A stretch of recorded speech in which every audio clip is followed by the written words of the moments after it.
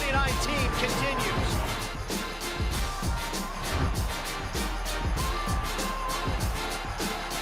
Here comes Vela. Vela with a shot, the curler! Exquisite from Carlitos!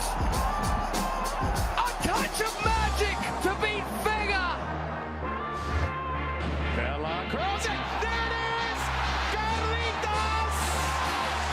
He sets the record and he does it in remarkable fashion! LAFC here with Vela. Vela looking for another one. Vela.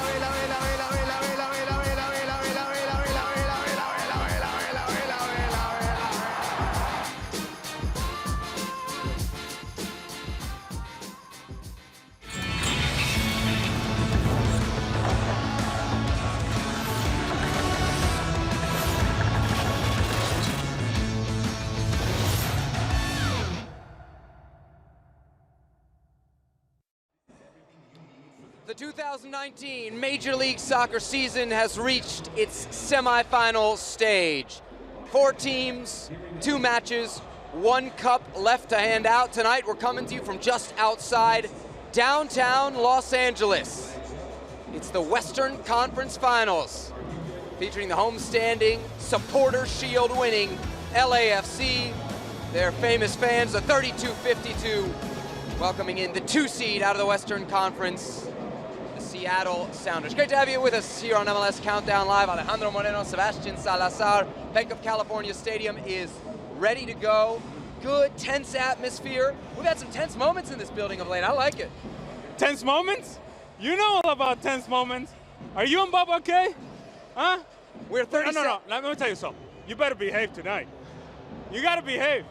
If not, I'm gonna get your dad to get mad at you again. Should I run my questions down now, run them by you? I'm just We'll run them through saying. Bob, see if everything's okay. Better behave. We've got plenty to discuss about this incredible matchup. Also, of course, a little bit of a feisty exchange between Bob Bradley and myself. We'll get to that interview in just a sec. I mentioned off the top of the show, it's not just the 2 of us. Look at our guest list. We got Jon Champion, Taylor Twellman. They're calling this one. We're gonna hear from them in just a little bit. Herculez Gomez gonna come by, and Kasey Keller as well. So we got all our bases covered here. I feel like this is the fair Western Conference final, though. The #1 seed, we all thought LAFC would be here, and Seattle, to me, is definitely the best of the rest in the West. That fair? It is fair, but they've come here in I would say, in different patterns and different paths to get here. You look at Seattle and what they did against FC Dallas, where they felt like they were just going to run away with it, and then all of a sudden they're into a game, but yet they reacted and got great individual performance from Jordan Morris. Then they move on to the next match and were very convincing, and so it feels like Seattle is building up to this moment. What I would say about Seattle is that you better be careful with this team if you're LAFC. They're ready, they're experienced, they know this moment, they know what this feels like, and there is something about them that is saying, you know what, everybody else thinks that this is about LAFC and the celebration of LAFC. If LAFC is not ready to play, Seattle Sounders will give them every bit of problem they're looking for. And we've talked about it kind of on ESPN FC, other shows where we're talking about Major League Soccer. There is a debate starting to be had. Is this LAFC team going to win it all and then crown themselves as the best team ever? It must be said, without that MLS Cup, there is no discussion of best team ever. So if we're saying that, I think it's fair to say there's a lot of pressure on LAFC, isn't there? There is, but when you bring that up to LAFC, they tell you, no. Our pressure was against the LA Galaxy. Our pressure was that match. That was a significant win for us, because then we were able to get past a team that, for whatever reason, had dominated us. They hadn't dominated anybody else, but they dominated us. They got past that mental block, and then they feel like now they're free to play. Well, that's one way to put it. But here's the thing, they're the favorites tonight. And if they win tonight, they'll be the favorite in the next match. They are the favorites because of what they did in the regular season. Now they have to be able to close it out. In order to have any sort of conversation about best ever, they have to close out the deal. Well, they did get over the big hurdle. That was Zlatan Ibrahimovic, the LA Galaxy, a 5-3 win last week. You were one of the first people to text me after my, let's call it, exchange with Bob Bradley. For those who haven't seen it, why don't we real quick pull it up and have a fond memory. People have asked questions about Carlos Vela in big games. What can you say about his performance this evening? Who asked those questions? Over the course of his career, those questions have been asked. Have they been asked this year? How many big games have you had this year? That question. I think it's a fair question. His performance tonight. After this season, get lost. Get lost. Thank you, Bob.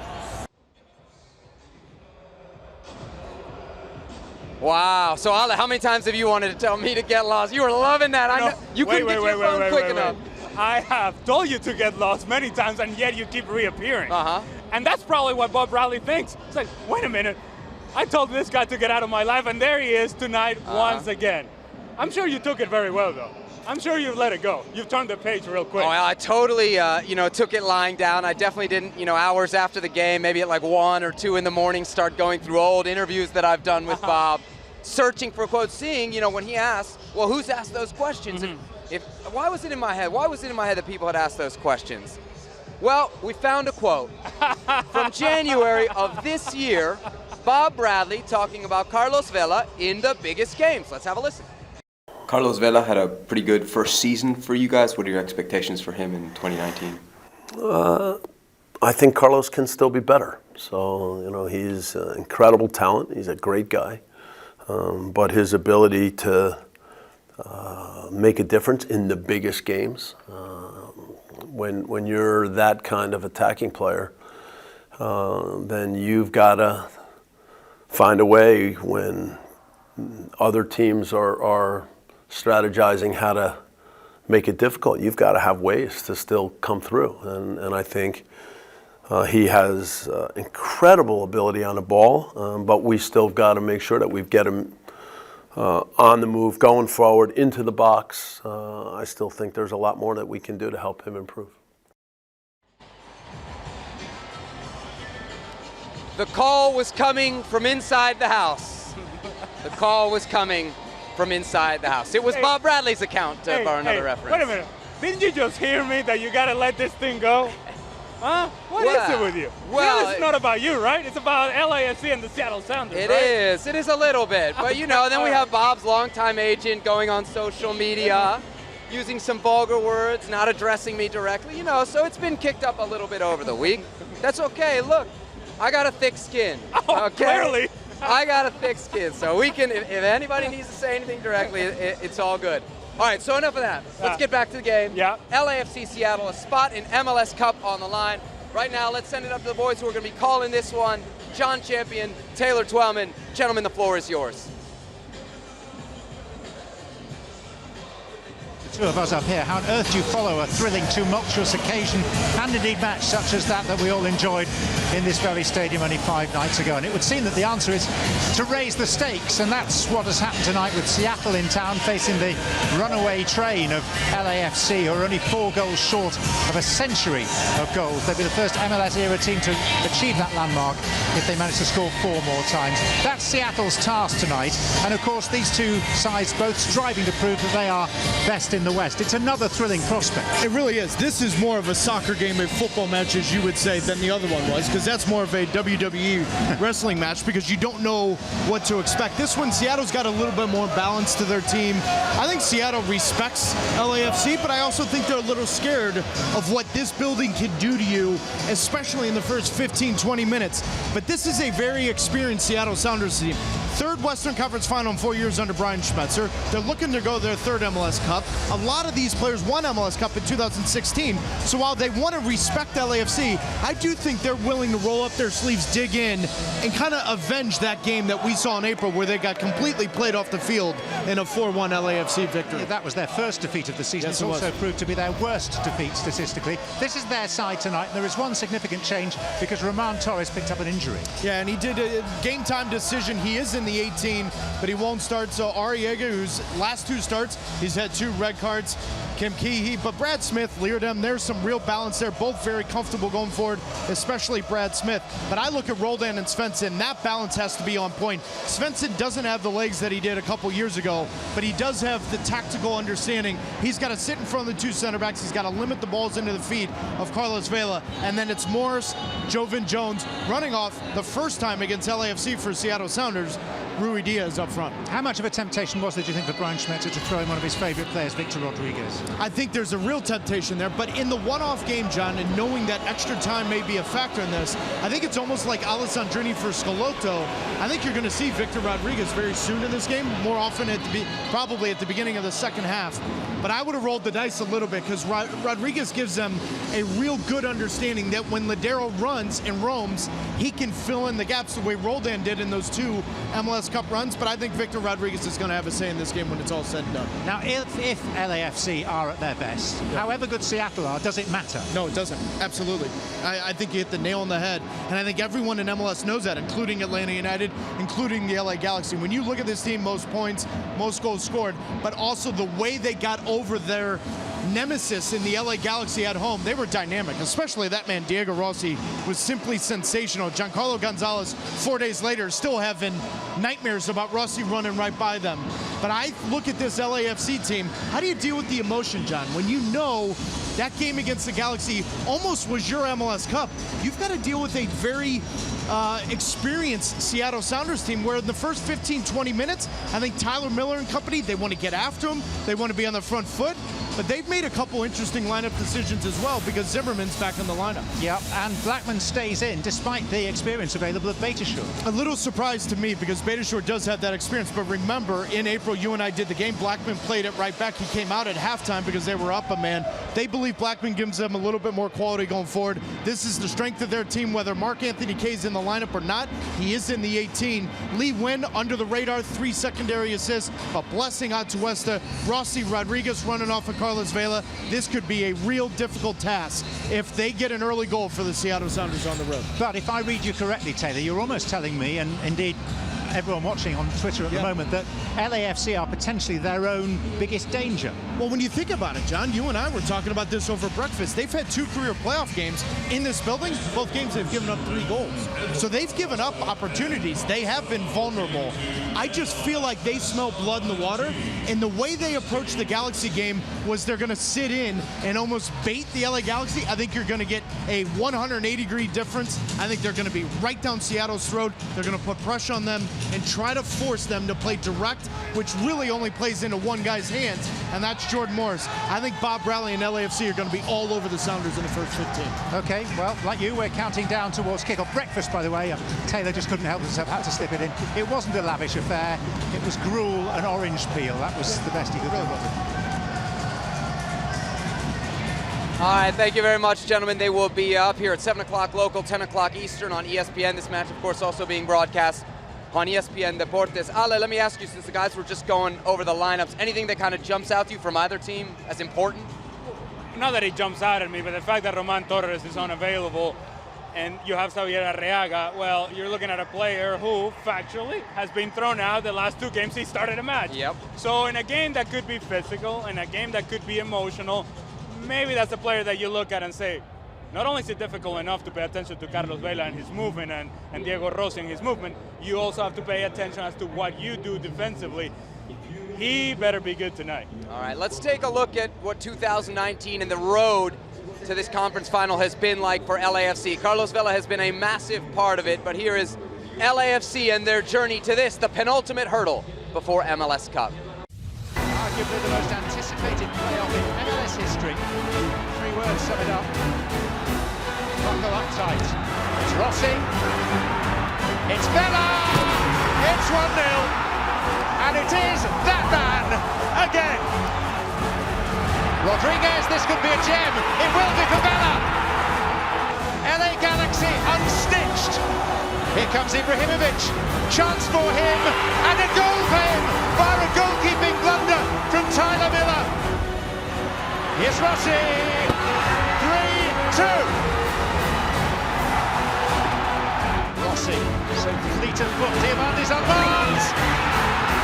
That could be the decisive moment above all others. Gap opened up for him. All the way! They have finally flattened Zlatan.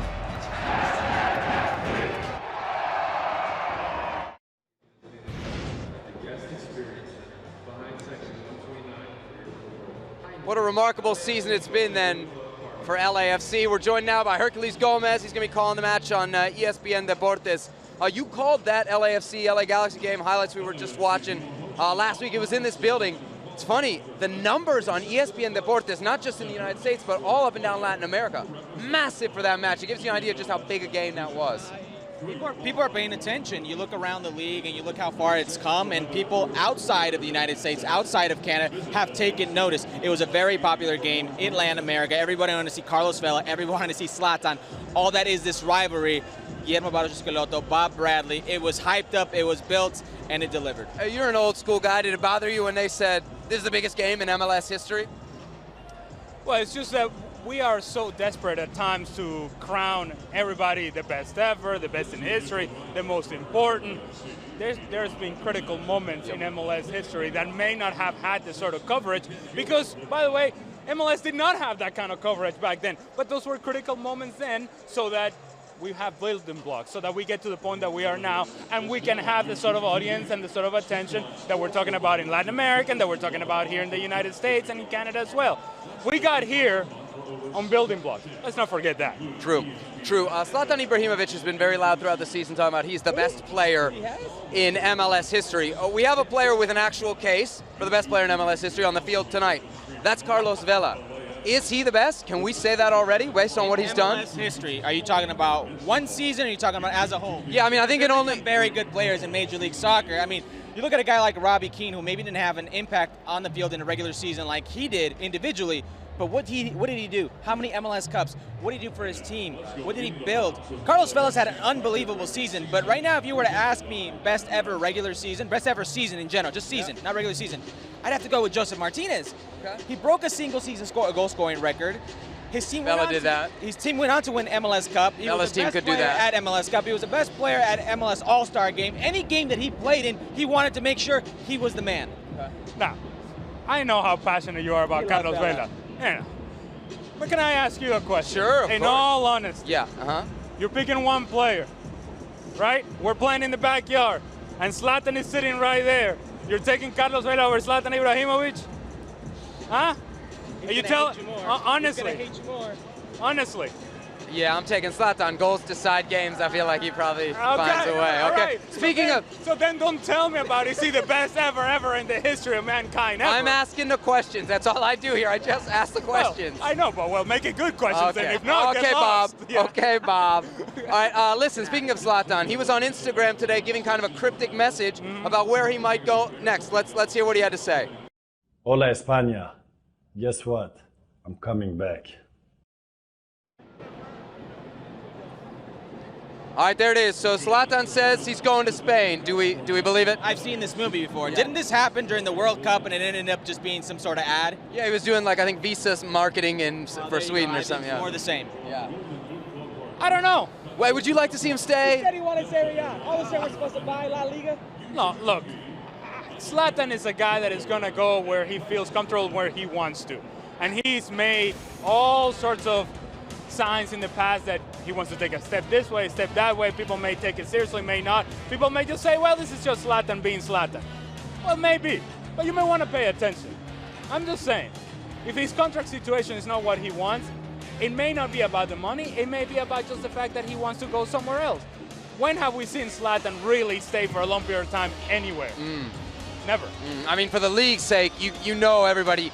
I'm thinking from a marketing, from a ticket sales. Listen, if you're the league, he's a huge asset. You can't let Zlatan just walk out. We as the press can't let him walk out. There aren't enough colorful personalities in this league for Zlatan to just leave and somebody else to pick up the slack. There has never been a character like Zlatan Ibrahimovic in this league, and if he leaves, I fear we may never see another one like that. What has happened to you, Herculez? You just said we as the press. I am not the press, man. You're not? What's that in your hand? I leave that to you, Herc. Right. I leave that to you, Seth. Here's a look at Zlatan Ibrahimovic. Obviously, fantastic goal-scoring record. I know you got to get up for your show. Appreciate the time, brother. Yeah. Appreciate it, guys. Thanks as always. Good luck, guys. Herculez Gomez, Mauricio Pedrosa, Ahora Nunca. You can catch them 7 days a week. We got Kasey Keller standing by. Kasey, come on up. Let's get Kasey up here. Let's get Kasey up here. Not just Kasey Keller. Goalkeeping legend, U.S. national team legend, Seattle Sander legend, Kasey Keller. Hey, Kasey, I got to ask you this because we've been getting a lot of criticism here on ESPN FC for all the hype that we gave the LA game last week. How bitter were the people in Seattle when they started to hear all that? I don't think they were bitter. Oh, come on. Seattle fans are salty. Why are they salty? Seb, you just can't stop stirring the pot, can you? I mean, I had to get special permission from security just to let you in tonight, and then now you're trying to stir the pot in Seattle, so you're not going to be welcome there either. I mean, what is going on? There were already a lot of get lost once we got into this stadium. Why are you such an angry man? I'm not an angry man. I'm not an angry little man. I know it's the next thing coming out of you. Yes. Kasey. Yes. Let's talk about the game. Something that's important. Let's talk about it. Not Seb. Yeah. When you think about the opportunity of Seattle coming in here and getting a result, what is it that they have to do exceptionally well tonight? Well, the first thing they can't do is they can't turn it into a track meet. They can't just open up and let LA hit them on the counterattack. They have to almost make the game a little bit ugly, which is kind of against the way the Sounders like to play, but understand kind of the season that LA has had and how dangerous and the goals they've scored, even the goals they've scored against the Sounders in the league game down here. If you get opened up, this is a team that will punish you, and they'll punish you hard. They'd have the pace with Jordan Morris to be able to stay compact, get over the back. We know that LAFC is going to commit a lot of numbers forward. They're going to open up spaces. You've seen that at different times. So take advantage of it. Rui Diaz, Ladero, Jordan Morris can cause you problems, but the last thing you can do is and something the Sounders outside backs love to do. They both love to get forward, but if they both get forward in the attack and it breaks down, that's a lot of space for this LA team to attack you with. Can Gustav Svensson and Christian Roldan stay close enough to people to make it physical in the middle of midfield? Well, they're going to have to. Yeah. And I think there is, you would assume that Christian gets a little bit more forward than Gustav does. And you would think today it's, hey, look, we know we have the pace up front. We know we have the players that can do that. Stay compact, make it difficult, clog that middle. But then at the same time, like I said, you can't afford to, they'll hit you on the wings as well. There's a lot of pace. So yes, you got to clog the middle, but you also have to be aware that if you get too narrow, you will get punished coming from wide in. We saw that the other night as well. So Seattle has had some crazy games in the playoffs. FC Dallas, RSL. Let's take a look back at their path to the Western Conference Final.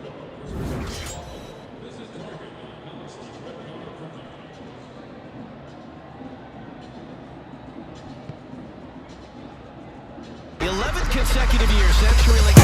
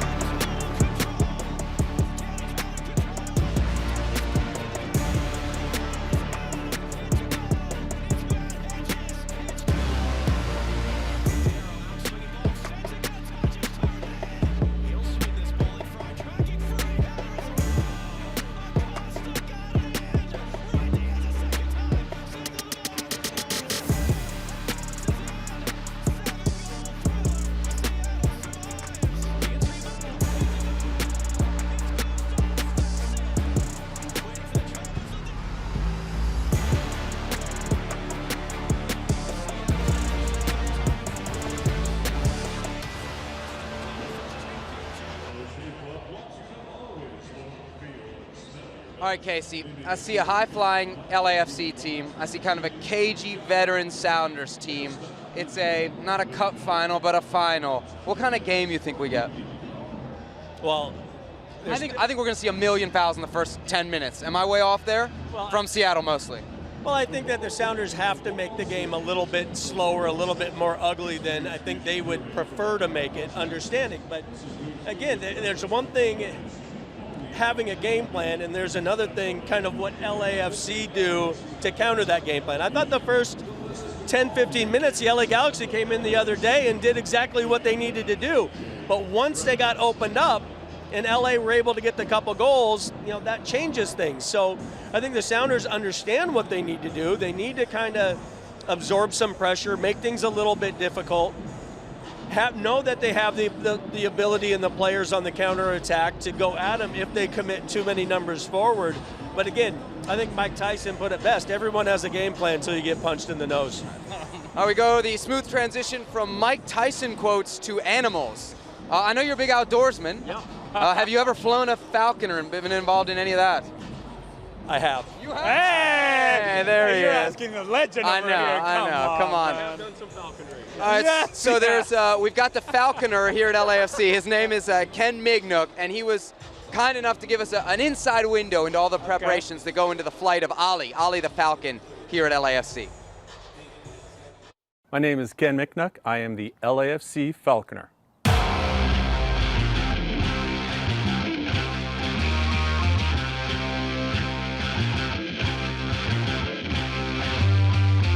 It takes a minimum of 100 hours a week to take care of all the birds. It's 7 days a week. They don't ever take a day off. They're constantly being socialized. They're being flown.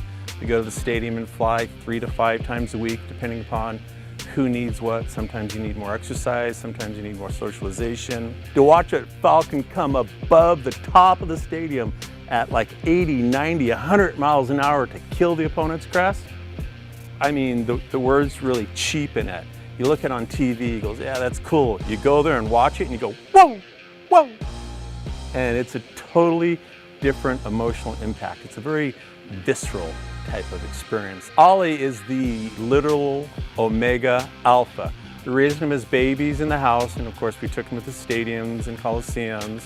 And she is top dog, and she doesn't even have to try. So she has the confidence, she's totally casual around crowds, and she flies wicked fast. And the fact that she's an absolute sweetheart to be around, when we're dealing with her, we pick her up without a glove. You know, she feels neglected if she doesn't get enough attention. I mean, that's a really cool bird to live with. I've been a falconer since I was 9, totally obsessed. I went out and didn't do anything in my spare time except go watch hawks, falcons, and owls and eagles. We have a legacy here, and I'm incredibly proud that I decided to give professional sports a look, because I think the legacy that LAFC leaves behind is what I'll be really proud to leave my children and my grandchildren.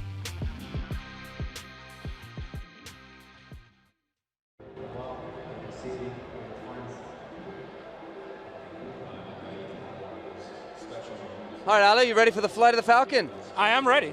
Hey, what's the name of the Falcon again, you told me? I think it's Ollie. Okay. O-L-L-I-E. Oh! Yes, Well, yeah. Should have named it after you. I'm just saying. Tonight, we saw Magic Johnson on the video. Okay. He was here last time to be the guest falconer. Tonight's guest falconer, Jerry West. Ooh. They're bringing in the big guns, Yes, the big they names are. here. Certainly very, very exciting. All right, so we got a few minutes left. This is, of course, one half of the bracket when we talk about MLS Cup. The other half of the bracket in the East, we got Atlanta, Toronto. Where do you think this one's decided? It's decided on the fact that Atlanta United at their best, not only are they good enough to beat Toronto, but they're good enough to beat these two teams here as well.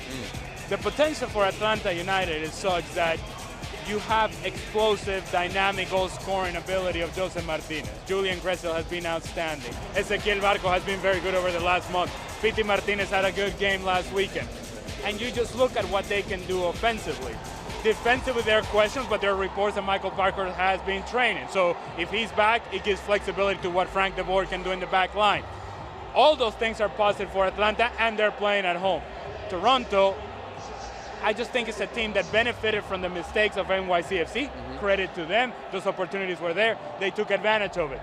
However, if there is no Josie Altidore, or if he's less than 100%, or Omar Gonzalez and what his situation may be, now you're looking at a situation where Toronto, less than their full strength, I don't think is good enough to beat Atlanta away from home. Shall we go over some of the potential MLS Cup matchups? We've only got 4. LAFC Atlanta could be one. LAFC Toronto could be one, the all-Bradley matchup. Are you going to go through all of them? Go ahead. Yeah, Seattle Toronto, Okay. which would be interesting. Could it be a rubber match? You know, they've played in 2 MLS Cups recently. That'd be the 3rd. And then Seattle Atlanta, which are the 2 teams that kind of blow everybody else away in terms of attendance. So each matchup has its own little flavor. Which one, I'm not going to say do you prefer, but like which one intrigues you the most? If you had sat previous to the season and done a preview show like we did, and talk about potentially the 2 teams that were best equipped to get to MLS Cup final, the options and the choices would have been very clear. And that is Atlanta United from the Eastern Conference and the Seattle Sounders. LAFC from the Western Conference. And so I think that's the ideal one. Yep. I think that's the one that would be most intriguing.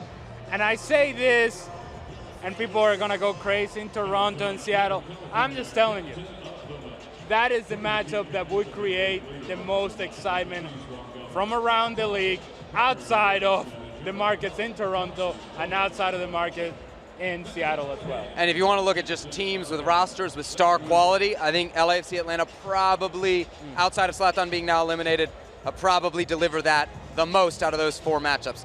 All right, we just asked Kasey Keller what kind of game we're going to have here. We're about a minute left in show. Of course, a reminder, top of the hour, Jon Champion, Taylor Twellman with you on ESPN, Herculez Gomez, Mauricio Pedrosa with you on ESPN Deportes. What kind of game do you think we get? It's going to get ugly. Yeah. It's going to get physical. The Seattle Sounders, even though they're not equipped to do this naturally, it's not what they do best, they'll try to get after LAFC and make it physical, make it into an emotional matchup. I'm going to punch you. I'm going to shove you. I'm going to force you to do the same sort of things that you do against the LA Galaxy. And guess what? Against the LA Galaxy, even though they won, they still gave up goals. And they gave up goals throughout the course of the season to the LA Galaxy for that very reason. When it gets emotional, LAFC gets stretched, get disorganized, they forget about playing. And if they forget about playing, they now become vulnerable. And that's where the Seattle Sounders can take advantage. All right, that's all the time we've got for MLS Countdown Live. Coming up, it's LAFC in Seattle in the Western Conference Final. Turn your televisions on, ESPN, ESPN Deportes.